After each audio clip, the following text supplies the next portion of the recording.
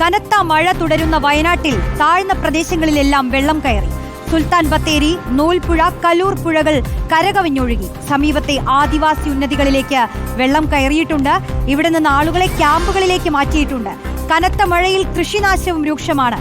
Acre കണക്കിന് പുഞ്ചകൃഷിയും വാഴകൃഷിയും നശിച്ചു. പനമരം പഞ്ചായത്തിലെ മാത്തൂർ വയൽ ആദിവാസി ഉന്നതിയിൽ വെള്ളം കയറി. വീടുകൾ ഒറ്റപ്പെട്ടു. സ്ഥലത്ത് നിന്ന് ദീപക് മോഹനാണ് ചേരുന്നത്. ദീപക്, പ്രദേശത്ത് ഉള്ളവരെ എല്ലാം മാറ്റി പാർപ്പിച്ചിട്ടുണ്ടല്ലോ അല്ലേ?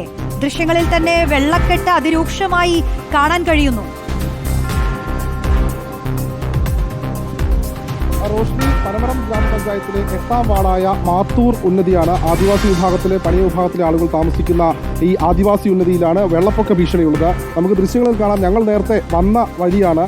അല്പം മുൻപ് വരെ ഇതിലെ കാൽപാദം മാത്രം മുങ്ങുന്ന ഒരു അവസ്ഥയായിരുന്നു. പക്ഷേ എത്ര പെട്ടെന്നാണ് ഈ വീട്ടിലേക്ക് വെള്ളം കയറിയത് നമുക്ക് ദൃശ്യങ്ങളിൽ വ്യക്തമാണ്. ഇതൊരു വീടിൻ്റെ മുറ്റമാണ്. ആ വീടിൻ്റെ ദൃശ്യങ്ങളിലേക്ക് പോകാം. നമ്മുടെ വീഡിയോ ജേർണലിസ്റ്റ് അതുൽ ആമ്ര ആ വീടിൻ്റെ മുറ്റത്തേക്ക് നേരത്തെ ഞങ്ങൾ എത്തിയ സമയത്ത് വെള്ളം എത്തിയിരുന്നില്ല. പക്ഷേ ഇപ്പോഴുള്ള അവസ്ഥ എന്ന് പറയുന്നത് ഇതാണിപ്പോൾ ഉള്ള അവസ്ഥ. ഞങ്ങൾ നേരത്തെ എത്തിയ സമയത്ത് കാൽപാദം മാത്രം മൂടുന്ന അവസ്ഥയായിരുന്നു. അതായത് എത്ര പെട്ടെന്നാണ് വെള്ളം ഇങ്ങോട്ട് ഇരച്ചെത്തുന്നത് എന്നുള്ളതിൻ്റെ തെളിവാണിത്. ഈ വീടിൻ്റെ വരാന്തയിലേക്ക് നേരത്തെ വെള്ളം എത്തിയിരുന്നില്ല. ഇപ്പോൾ വരാന്തയ്ക്ക് മുകളിലേക്കായി. ഇവിടെ 20-ലധികം വീടുകളുണ്ട്. മാത്രമല്ല ട്രൈബൽ പ്രൊമോട്ടർമാരോ മെമ്പർമാരോ പഞ്ചായത്ത് അധികൃതരോ ആരും തന്നെ ഈ ഭാഗത്തേക്ക് എത്തിയിട്ടില്ല എന്നുള്ളതാണ് മറ്റൊരു വസ്തുത. എല്ലാ വർഷവും മഴയുണ്ടാകുന്ന സമയത്ത് വെള്ളപ്പൊക്കം ഈ ആദിവാസി ഉന്നതിയിൽ പതിവാണ്. പനമരം പുഴയോട് ചേർന്ന് കിടക്കുന്ന ആദിവാസി ഉന്നതിയാണ്. ഈ ഉന്നതികളിലാണ് ഇത്തരത്തിൽ വെള്ളപ്പൊക്ക ഭീഷണി നേരിടുന്നത്. പ്രായമായവരും കുട്ടികളും ഒപ്പം വളർത്തുമൃഗങ്ങളും അടക്കമുള്ള ഒരു വലിയ ഉന്നതിയാണ്. അവരൊക്കെ ഇപ്പോൾ ഇവിടുന്ന് ക്യാമ്പിലേക്ക് പോകാനുള്ള തയ്യാറെടുപ്പിലാണ്. നമുക്ക് ഇവിടുത്തെ ഈ അമ്മയോട് ചോദിക്കാം. ഇന്നലെ രാത്രി ഉറങ്ങിയോ? ഇന്നലെ രാത്രിയൊക്കെ ഉറങ്ങിയിട്ടൊക്കെ പേടിയുണ്ടായിരുന്നു. വെള്ളം ക്യാമ്പിലേക്ക് പോകാനുള്ള തയ്യാറെടുപ്പിലാണോ?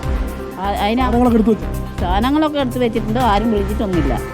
ട്രൈബൽ പ്രൊമോട്ടറോ മെമ്പറോ ആരെങ്കിലും വന്നു? ആരും വന്നിട്ടില്ല.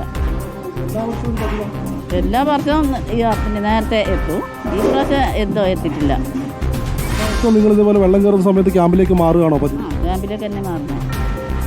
വേഗം വന്ന് വിളിക്കും വില്ലേജുകാർ. ഈ പ്രാവശ്യം മാത്രമേ എത്തിയിട്ടില്ല. ഇപ്പോൾ വെള്ളം പെട്ടെന്ന് തന്നെ കയറിയില്ല. ഞങ്ങൾ വന്ന സമയത്ത് മുറ്റത്തേക്ക് അത്ര വെള്ളം ഉണ്ടായിരുന്നു. ഇപ്പം മുകളിലേക്ക് എത്തി. വീടിൻ്റെ അകത്ത് ഇപ്പോൾ ഓടി കയറും ഇങ്ങോട്ടേക്ക്. അതിനാണ് പിന്നെ സാധനങ്ങളൊക്കെ കൊണ്ടുപോയി വേറെ വീട്ടിൽ വെക്കുന്നത്. റോഷ്നി, അവർ പറഞ്ഞതുപോലെ വീടിനകത്തുള്ള സാധനങ്ങളൊക്കെ ഭദ്രമാക്കി ചാക്കിലൊക്കെ കെട്ടിപ്പൊതിഞ്ഞ് ഇവിടെ നിന്ന് ക്യാമ്പുകളിലേക്ക് കൊണ്ടുപോകാൻ തയ്യാറായി നിൽക്കുകയാണ്. മഴ അല്പം മാറി നിൽക്കുന്ന സാഹചര്യമായിരുന്നു. പക്ഷേ വീണ്ടും മഴ എത്തിത്തുടങ്ങി. വളരെ വേഗത്തിൽ ഈ പനമരം പുഴ എന്ന് പറയുന്നത് ഇവരുടെ ഈ ഉന്നതിക്ക് തൊട്ടു പുറകിലായാണ്. നമുക്ക് ആ ദൃശ്യങ്ങളിലേക്ക് പോകാം. അവിടെയൊക്കെ അവരുടെ ആടുകളെയും കോഴികളെയും ഒക്കെ വീടിൻ്റെ വരാന്തയിലേക്കൊക്കെ മാറ്റി നിർത്തിയിരിക്കുന്നൊരു സാഹചര്യം. അതോടൊപ്പം ഈ മേഖലയിൽ വെള്ളം ഇരച്ചു കയറുന്നത് വലിയ ദുരിതത്തിൽ തന്നെയാണ് ഇവിടുത്തെ പ്രദേശവാസികൾ. നമുക്ക് കാണാം ഈ വീടിൻ്റെ പുറകിൽ അവരുടെ ശൗചാലയങ്ങളും ശുചിമുറികളും അതുപോലെ തന്നെ ടാപ്പും ഒക്കെ വെള്ളത്തിലാണ്. നിരവധി ആളുകൾ ഇവിടെ കുടുങ്ങി കിടക്കുന്നുണ്ട്. ഇവിടെ ഒരു ആദിവാസി മുത്തശ്ശി നിൽക്കുന്നുണ്ട്. അവരോട് നമുക്ക് ചോദിക്കാം. എല്ലാ വർഷവും വെള്ളം കയറുമോ? എല്ലാ വർഷം വെള്ളം കയറി. ഇങ്ങനെ തന്നെ വെള്ളം കയറി. എന്താ ചെയ്യാറ് നിങ്ങൾ സാധാരണ? ഞങ്ങൾ അവർ രാത്രി വന്നിട്ട് ഇക്കൊള്ളി കൊണ്ടുപോകും. ഇപ്രാവശ്യം ആരും വന്നോ? ആരും വന്നില്ല. പ്രൊമോട്ടറോ മെമ്പറോ? ആരും വന്നില്ല. മെമ്പർ ആടെ വന്നു പോലും ഇങ്ങോട്ട് കടന്നില്ല. കുട്ടികളും പ്രായമായവരൊക്കെ ഉള്ളതല്ലേ? പിന്നെ അല്ലാണ്ട് വേഗം വരണ്ടേ? അങ്ങനെ വരില്ല.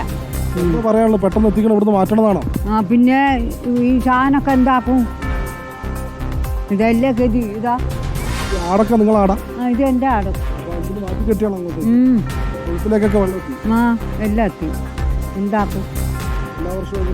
എല്ലാ വർഷവും അങ്ങനെ തന്നെ. മാറ്റി താമസിപ്പിക്കാൻ നേരത്തെ പറഞ്ഞിരുന്നു അവര്?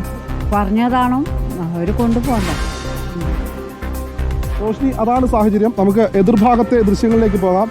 ഈ ഞാൻ നിൽക്കുന്ന 10ഓളം വീടുകൾ, അതായത് ഈ ഒരു വെള്ളക്കെട്ട് ഈ പനമരം പുഴയിൽ നിന്ന് വരുന്ന വെള്ളക്കെട്ടാണ്. ആ ഭാഗത്ത് ആ വീടുകളിലുള്ള ആളുകളൊക്കെ ഒറ്റപ്പെട്ട് നിൽക്കുന്ന സാഹചര്യം. മെമ്പറോ പ്രൊമോട്ടറോ ആരും തന്നെ ഈ ഭാഗത്തേക്ക് എത്തിയിട്ടില്ല എന്നുള്ളതാണ് മറ്റൊരു വസ്തുത. ഇതാണ് റോഷ്നി ഇവിടുത്തെ സാഹചര്യം.